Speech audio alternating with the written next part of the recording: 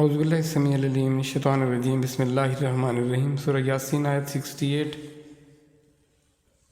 ومن اور جسے یا جو نعمر ہو ہم دراز عمر کر دیتے ہیں، اس کی عمر کو بڑھاتے ہیں، ننکس ہو اسے الٹ دیتے ہیں، پلٹ دیتے ہیں، اوندھا کر دیتے ہیں، فی الخلق کی خلقت میں، پیدائش میں، تخلیق میں۔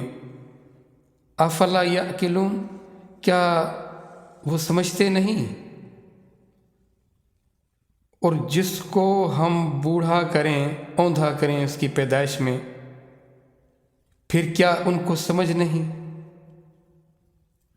پچھلی آیات میں ہے قیامت کے دن، یعنی روز محشر، جو اللہ نے ہمیں خبر دی ہے کہ ہم ان کے پہلے تو آنکھوں کا بتایا گیا، پھر اس کے پورے چہرے کو مسح کرنے کا بتایا گیا۔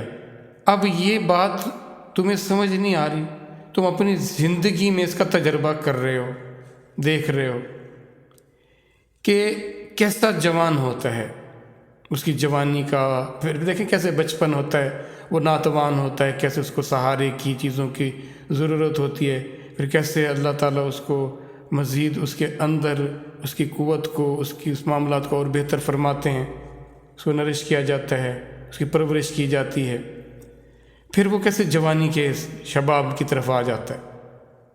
اب جوانی کیا، پھر دیکھو کیسے پھر اللہ جیسے جیسے اس کی عمر ڈھلتی جاتی ہے اس کے قوا اس کو جواب دیتے چلے جاتے ہیں، کیسے وہ ناتوانی کی پھر سہاروں کی طرف لوٹایا جا رہا ہوتا ہے، اور کس قدر اس کی آخر میں اس کی تخلیق یا اس کی خلقت، اس کی حالت، اس کی حیت کیسی ہو جاتی ہے۔ یہ جو ذات یہ چیزیں واپس لے سکتی ہے تو وہ اس ذات کے لیے کیا محال ہے؟ کیا وہ وقت کے محتاج نہیں ہے؟ وہ ذات وقت اسی کا پیدا کیا ہوا ہے، تو وہ جب چاہے، جیسے چاہے، جس کو جس حیت پر، جس حالت پر لے آئے، وہ ذات ایسا کر سکتی ہے۔ تم دیکھتے نہیں ہو۔ اگر تم اپنے آپ کو سمجھتے ہو کہ تم ہی معتبر ہو، تم ہی سب کچھ کرنے والے ہو، تو پھر ذرا روک لو نا اپنی اس ڈھلتی بگڑتی حالت کو، عمر کو۔ دیکھنا درازی عمر کی کیا کیے جاتے ہیں، دعائیں کی جاتی ہیں، اور آخر میں اس کی حالت یہ ہوتی ہے کہ جو لوگوں کو دعائیں کرتے ہیں نا، وہ کہتے ہیں جی اس کو اللہ اپنے لے لے، اپنی طرف بلا لے۔ یہ حالت ہو جاتی ہے اس کی۔ کیا یہ سوچنے کے لیے بات نہیں؟ کیا یہ عقل سے کام نہیں لیتے؟ یہ بات عقل کی طرف، سوچ اور سمجھ کی طرف لے جانے والی یہ بات ہی ہم نہ سمجھیں تو کیا کہیں گے؟ یہ نصیحت کہاں نصیحت رہی؟ یہ خبر کہاں خبر رہی؟ یہ بتائیں، اس کے تقاضا ہی نہ پورا کیا ہم نے۔ جو بنیادی تقاضا تھا اس کو تو سمجھ لو، پھر یہ چیز آپ کو روشنی کی طرف ایک بہتری کی طرف لے کر جا رہی ہے۔ کیا اس سے ہم نے کیا نصیحت حاصل کی؟ اس کے پڑھنے کا مجھے نہیں فائدہ ہوا، جو میں نے فائدہ اللہ نے اس میں رکھا وہ میں نے لینا گوارا نہیں کیا، پھر میں کس فائدے کی امید پر یہ عمل کر رہا ہوں؟ اگر میں اس کو بنا سمجھے پڑھ رہا ہوں، بتاؤ اس میں سے کیا حاصل ہے؟ حالت سدھرنے کے لیے، حالات کو بہتر کرنے کے لیے تو یہ کتاب دی گئی تھی۔ وہ مزید ابتر سے ابتر ہوتے چلے گئے، اور اب دعویٰ بھی کرتے رہے کہ یہ مجھے اس سے وابستگی بھی ہے، میرا اس پر ایمان بھی ہے۔ آپ میرا یہ دعویٰ، یہ ایمان کا، یہ ماننے کا، اس کو اپنا بہترین، دنیا کی بہترین اور اعلیٰ ترین کتاب سمجھنے کا کیا فائدہ ہوا مجھے؟ سوچیں تو صحیح۔ باقی آپ سمجھتے ہیں کہ اس سے آپ کی دنیا کی زندگی بہتری آ گئی، آپ کا مال، اسباب، چیزیں بڑھ گئیں، وہ ان لوگوں کو بھی مل رہا ہے، اور ہم سے کہیں زیادہ مل رہا ہے جو سرے سے کو مانتے بھی نہیں۔ اس کو کہاں سے مل رہا ہے ان کو؟ اگر کرائٹیریا ہمارا یہی ہے،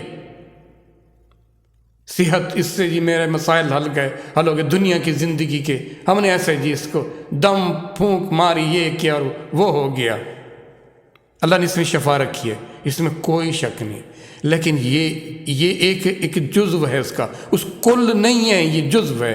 آپ نے کل کو، اس اصل کو چھوڑ کر ایک جزو کو سے آپ سمجھ لیا کہ ہم نے اس کا حق ادا کر دیا، یا ہماری اس سے وابستگی کا لیول بہتر ہو گیا۔ کیسے ہو گیا؟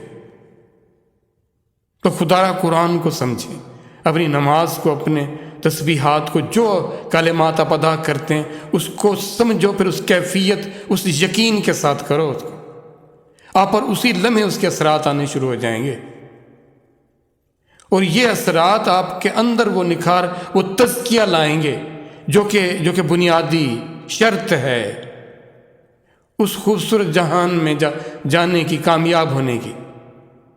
تزکیہ، پاکیزگی، تزکیہ، دیکھنا اللہ اس قرآن سے تزکیہ فرماتے ہیں ہمارا، وہ عادات، وہ خصائل، وہ رذائل جو کہ نہیں ہونے چاہیے تھے وہ ہیں، اور پھر بھی قرآن کے ساتھ تمہارا تعلق کا دعویٰ بھی ہے۔ یہ کیسے؟ یہ دیکھیں، یہ تو ایسے ہے نا کہ میں کسی بہترین اعلیٰ میڈیسن جس کا یہ دعویٰ ہو کہ یہ آپ کی جملہ تمام امراض کو ختم کر دے گا، میں اس کو کھانے کا یا اس کو انٹیک کرنے کا بھی دعویٰ کروں اور 100 بیماریاں بھی مجھے لگی ہوئی ہوں، تو میں کیا کر رہا ہوں پھر؟ یا تو وہ پروڈکٹ ٹھیک نہیں ہے، یا پھر میرا طرز عمل بہتر نہیں ہے، میرا کنڈکٹ، میرا اس کے ساتھ جو انٹیک کا معاملہ ہے وہ ٹھیک نہیں ہے، کہیں تو گڑبڑ ہے نا، اور گڑبڑ میرے اندر ہے، کہیں اور نہیں ہے۔ تو یہ عقل سے بات ساری سوچ اور سمجھ کی ہے، عقل استعمال کیا گیا، کرتے ہوئے عقل استعمال۔ ہم قرآن پڑھتے ہوئے، نماز پڑھتے ہوئے ہماری عقل کدھر ہوتی ہے؟ کن کاموں میں لگی ہوئی ہوتی ہے؟ کیا اس عمل کی طرف ہوتی ہے جو عمل کر رہے ہوتے ہیں ہم؟ تو اچھی بات ہے، شکر کریں، نہیں تو فکر کریں،